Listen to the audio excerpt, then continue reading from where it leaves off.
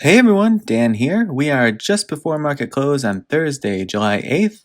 We're going to take an updated look at Workhorse today. Before we get into it, if you enjoy these videos, please hit the like and subscribe button. It helps a lot. And also, if you share or talk stocks on Reddit or Twitter or Facebook or any other place, feel free to share this video or any of my other videos there. I am trying to grow the channel, and that sort of thing is appreciated. All right, so Workhorse here, kind of got caught in this pretty big downturn since, these are obviously previous, this is a bunch of previous charting that we had done. If I roll this back, we've been, tracking this one for quite some time. So these are all the price targets that we have been looking at in the past, basically support and resistance zones where we might look for it to gain supports, and if it loses it, then catch it down lower, and if it loses it, catch it down lower. So it's done a good job of respecting these zones. I haven't looked at this 1135 that it hits in the pre-market earlier today. The first thing that I'm kind of wondering is if we extend this down, if this trend line would actually hit there. Let's see. I'm gonna have to reposition it here. No, so it would be way down here actually. So it's not that. Let's see if we throw a support price zone in there, or aka horizontal line, if it catches anything interesting. This seems to be freezing at the moment. So, okay, here we go. So we got this horizontal line here. If I toss this on that 1135, let's see if it yields anything of note in the previous price action. So what do we do when we're trying to chart these stocks? We look left, aka back in time, to see, what's interesting. Okay, so perfect. This is exactly what we look for. We just hadn't charted down that low yet, but that was probably a pretty good catch because we see back here in April, we see it catching support there, and then support and resistance here. It tried to gain support again there, but then got pushed down further. And then it's actually the zone where it had this huge push off here when it had started that big run up to over 18. So pretty good zone for it to catch there. If it can't, it's recovered quite well since then, but if it comes down further, the next area that I would look for would be right on here. This like 1080 zone would be the next one down, in my opinion, to look for really solid support. So it does have a pretty tight band of support right in that area. So hopefully, if it does come down, it can get caught in those areas and push further. But right now it's doing a good job. It's gotten back over that 1255 bounce zone, and it had a really nice push up there today. Look at the 5-minute chart here. So, everything was getting beaten down this morning. We were opening up very red, and you see there was this big gap to fill here, and it just came rushing in and filled it. And then even with some pushback, was able to reestablish back over and keep pressing that 1308 resistance zone that we had charted. So right now it's sitting smack dab between that 1255 and 1308. So we'll see if it can at least maintain that 1255 support, if not flip the 1308 from resistance to support in order to give itself a push over the 1350 mark to start challenging that 1359 area.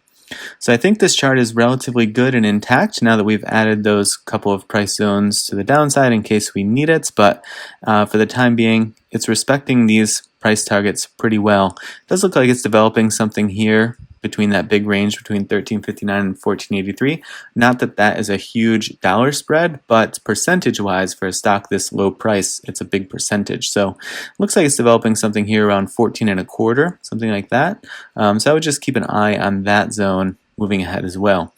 On the indicator side of things, as we try to figure out where this might head to finish off the week, relatively mid-range on the RSI. So even with this big push up, it was spending so much time oversold for the last week or so that it's really just kind of, even with this seemingly big push up today, it's just stretching to mid-range. So I would really want to see it hold the mid-range because what we see a lot of times on these failed impulsive moves upward is it can't quite get to the mid-range, which is a bunch of what you saw here, and or it gets to the mid-range and then pushes down. If it can establish, I kind of, with some stocks, like to think of RSI as having like support. So, because it just has a line here, so you could, kind of decipher that line similarly.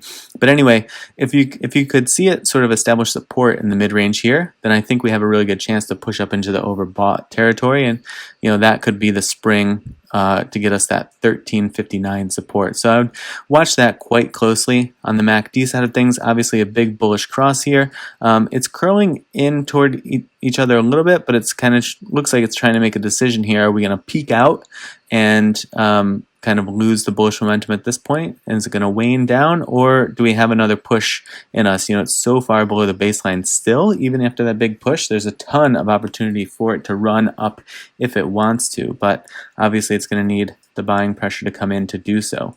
One interesting thing from today on the order flow side of things, we see there, even though it was a nice green day, and again, it's not that this was the biggest green day ever, but it's more so that the market overall was having such a terrible start to the day and pre-market, and so much fear in the market that for this to be up 3% is really, really solid.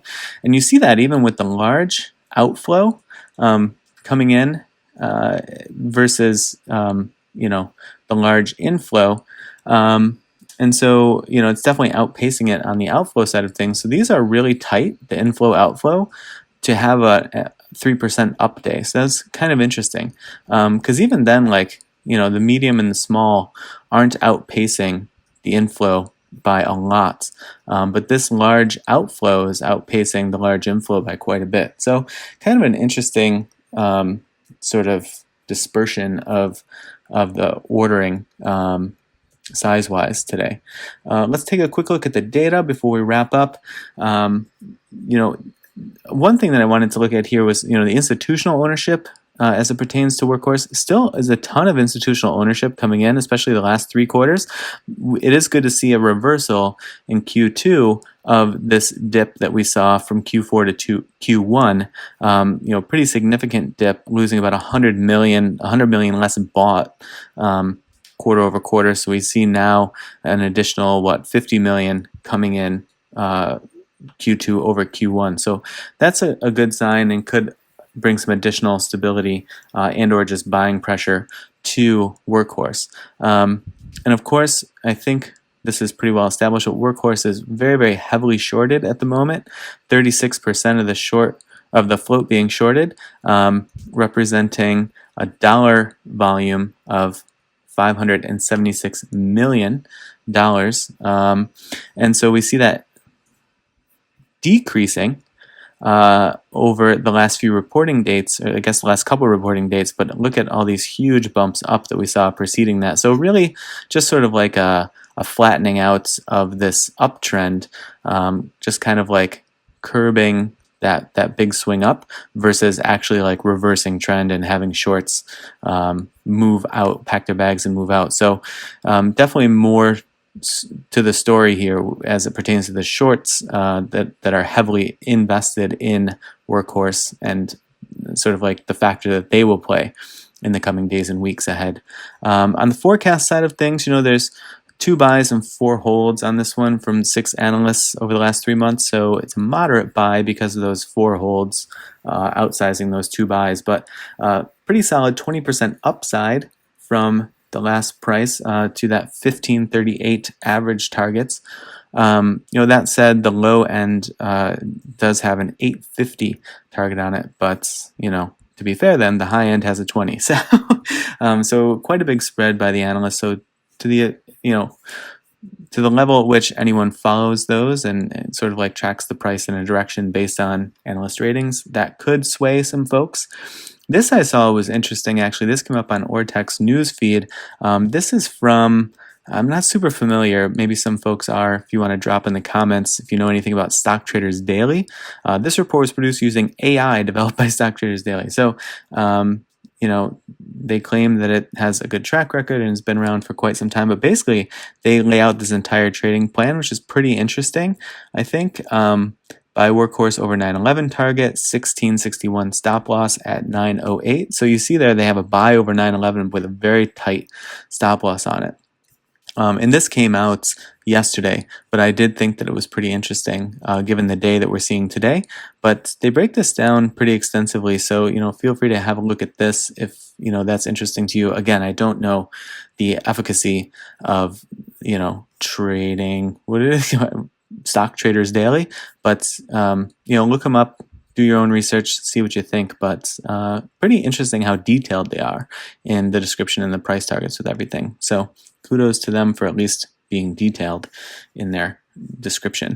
As we said, Ortex is reporting today short interest change of a little over 1%. So they're estimating 39.25% of the float being shorted for the time being. And the utilization rate is getting very, very high. So there's not many shares left to lend to short sellers in order to sell them into the market. So, that will kind of keep an influx from coming in too strong, but also could result in some bad behavior, as we've seen in the past when it gets hard to find shares to borrow to sell, to short sell, that folks will just kind of short sell shares that don't exist. And that can obviously create havoc in the supply and demand nexus points, as they would be. Just while we're here, short volume ratio spiking quite a bit yesterday, 34.5. Anything in the 30s is very, very high, and you see Workhorse is spending a lot of time in the 30s. I guess 2, 3, 4, 5 of the last 6 trading days have been in the 30s for short volume ratio, so that's incredibly overextended, incredibly high. So I would look for more pressure coming in, either trying to push the price down by these shorts, piling in more heavily, or potentially even a little squeeze coming up if they decide to close out positions and not suffer any more losses, as the stock price is shooting up. But obviously, they've had a pretty good run as they've been shorting the price down from $18 down all the way to $11.35 this morning. So that'll do it for this one, but thanks a bunch for watching. I appreciate it. And check out the description below. There's a couple of links that might interest you. A newsletter that I'm rolling out in August, and then some brokers, if you're looking for brokers, that sort of thing. All right, well, thanks a bunch for watching. I wish you the best of luck as you close out the trading week, and I will see you in the next video.